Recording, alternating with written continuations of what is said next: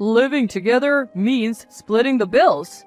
After years of distance, Karen suddenly insisted on moving in.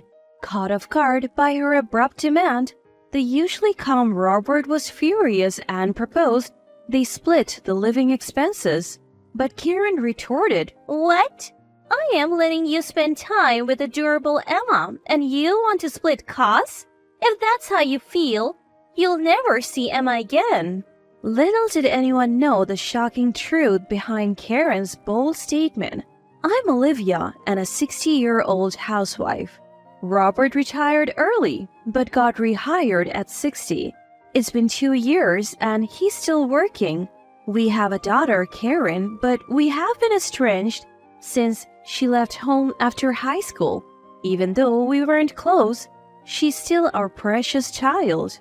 We always wondered about her well-being, but no news meant good news, and we were content with our peaceful retirement. Then, out of the blue, she reached out to announce her marriage.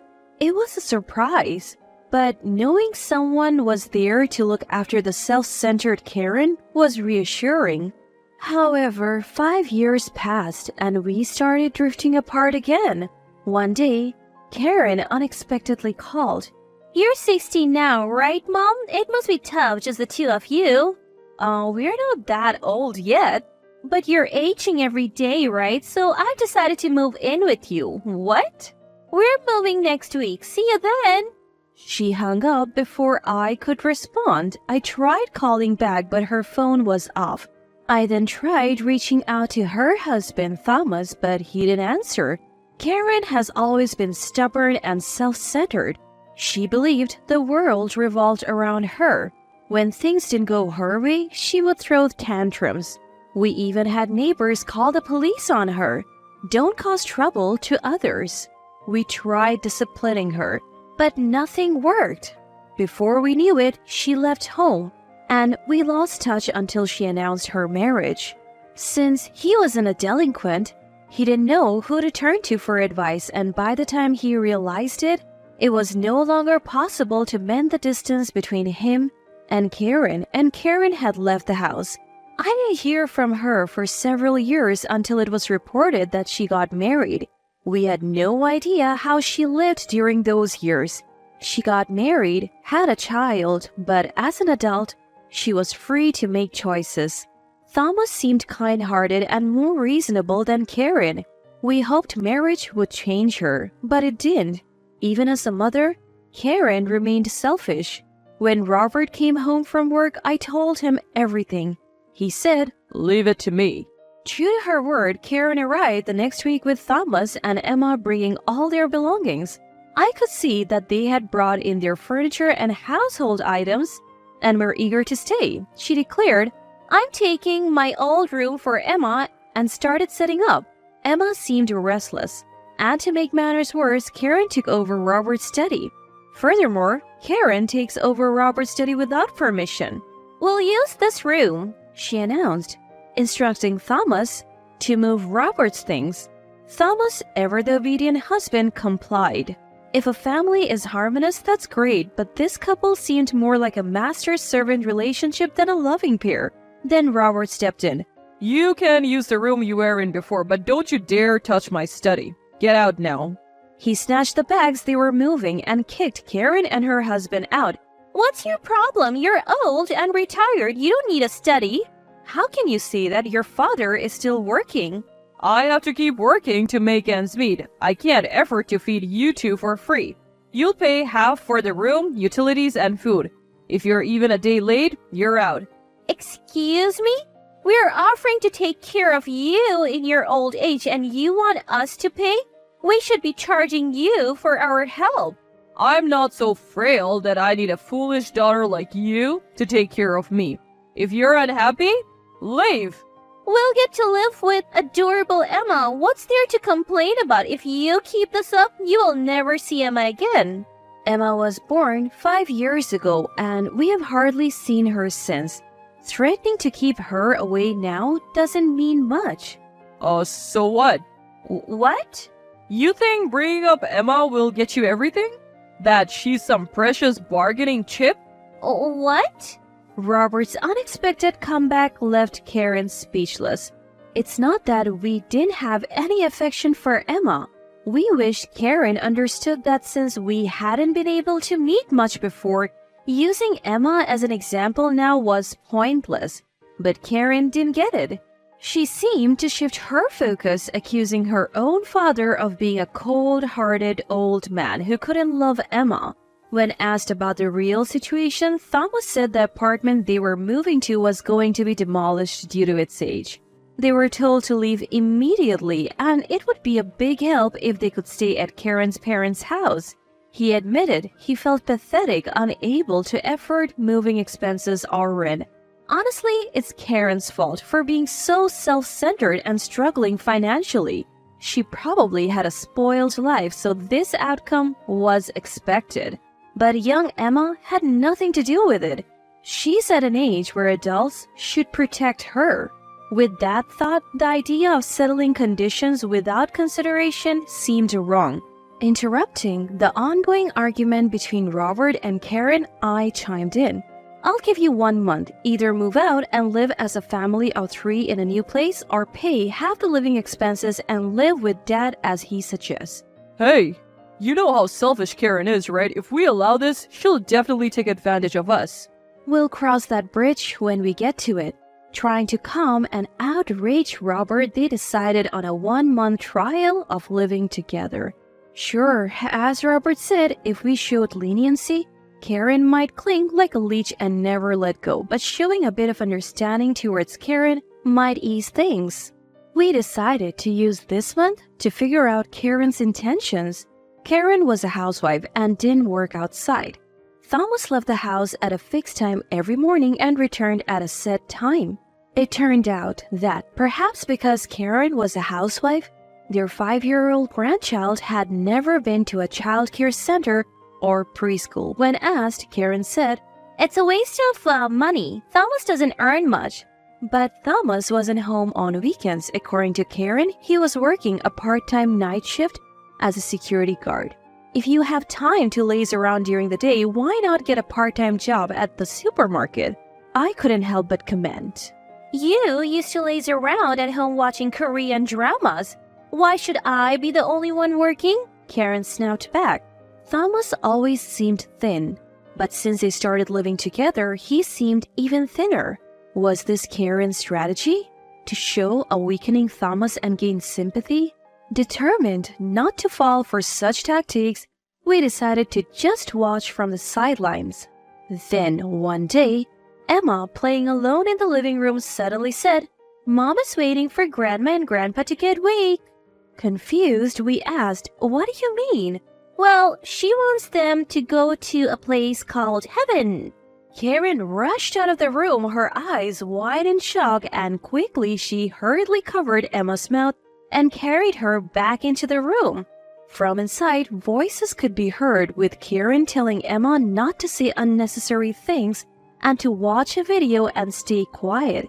Emma seemed distracted by the promise of her favorite video. Karen emerged from the room acting as if nothing had happened. Kids say the darnest things. She probably picked up that line from TV or something.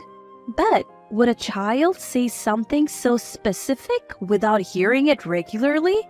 I don't think it's a word that comes out unless you hear it on a daily basis. I suspect Karen has been talking about our assets and how she can get her hands on them. Whether Thomas knows about it is unclear, but she seemed to discuss it openly in front of Emma. Enough with the lame excuses. Explain yourself. Come on, Mom. Don't look so scary. It's just something a kid said. Don't take it seriously. Well, just so you know, there is no inheritance waiting for you. Karen's expression changed at those words. Her eyes filled with resentment. Just then, Thomas came home. It was the weekend and he wasn't supposed to be back because of his night shift. His unexpected return clearly startled Karen. Thomas confronted her, spilling the contents of a thick envelope. What's the meaning of this? I picked up one of the scattered items from the floor. It was a photo of Karen looking intimate with another man. So while I'm working nights, you leave our child alone to go out? Thomas explained that when they left their previous apartment, he had said goodbye to the landlord. The landlord had mentioned how living with Karen's parents would be good for Emma, which puzzled him. He later found out that Emma had been left alone at very late hours. Initially, he thought it was a one-time thing, but after moving in with Karen's parents, he noticed she was often out during the day.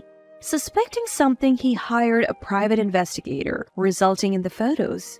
You left Emma alone while I was out for my yoga classes? I attend yoga classes once a week for my health, and often go out for lunch and shopping afterward, returning home in the late afternoon. The thought of Emma being left alone without lunch was heart-wrenching. Missing one meal isn't a big deal. So while she was alone, you were dining on fancy French cuisine in a hotel? Thomas pressed her about the affair, and I confronted her about neglecting Emma for her lover. Then Thomas revealed a shocking truth. She's after your ass as mother-in-law. She plans to dump Emma on you and go on lavish trips with her lover. Karen retorted, "You traitor! Who do you think you married? Being with a boring, straight-laced guy like you is so dull. I need excitement in my life." According to Thomas's confession, Karen had passionately pursued their marriage. Aware of his own plainness, he tried his best to meet Karen's expectations. Whenever they were short on money, he took on part-time jobs. When she said she wanted to look good, he increased his night shifts. As a result, he was always working, rarely spending time at home or with Emma. Once, after being away for about half a month, Emma asked, "Who are you, Mr.?" She didn't recognize her own father, seeing him merely as the man who brought money. Still, Thomas obeyed Karen out of gratitude for marrying a man like him. However, the money he worked hard for was spent on lavish outings with her lover. She indulged in fine dining while not even providing a proper meal for Emma. He couldn't bear to see his child suffer for Karen's selfishness. I didn't care if I was abundant, and I decided to reveal everything for the sake of my child. I won't be discarded. I'll expose everything for the sake of our child. You are not the one being discarded. You are leaving a foolish wife. Don't you dare call me a fool. I have never neglected to feed a child, no matter how much I despised them. Wake up! I won't pretend I never despised Karen for her rebellious ways. Honestly, I did. Deeply. But I never denied her food. To think my own daughter would... Maybe it's impossible to get Karen back on the right track. Every time I tried to help, she seemed to stray further. Don't boss me around. Aren't people in their 60s practically half dead? This house and land will be mine eventually. You might as well give it to me now. You said you had no inheritance to give, but selling this house and land would make money, right? Oh, it's hopeless. I realized wishing for Karen's rehabilitation was in vain. Robert, of course, heard about this and kicked Karen out with nothing. It was essentially disowning her. After being thrown out, she screamed about how all the branded items were hers and that Thomas, who had nothing going for him but being earnest, should be grateful she even used him. Thankfully, a neighbor reported her and she was taken away by the police. It turned out the branded items Karen claimed were all bought with money she made Thomas earn, which she used when meeting her lover. Thomas stood his ground, not giving in. He not only divorced Karen but also secured compensation and child support in the divorce settlement. Karen named her lover as her guarantor, but he quickly rejected her. Apparently, he coldly told her never to show her face again. He enjoyed affairs with married women and lost interest once they were no longer married. Someone else pushed Karen further to the edge. It was someone from the gambling place she frequented while splurging with her lover. Upon learning of her divorce, they demanded immediate payment of her accumulated debts. Even Karen realized she couldn't escape from these intimidating figures. It seems she's now working tirelessly just as she had made Thomas do.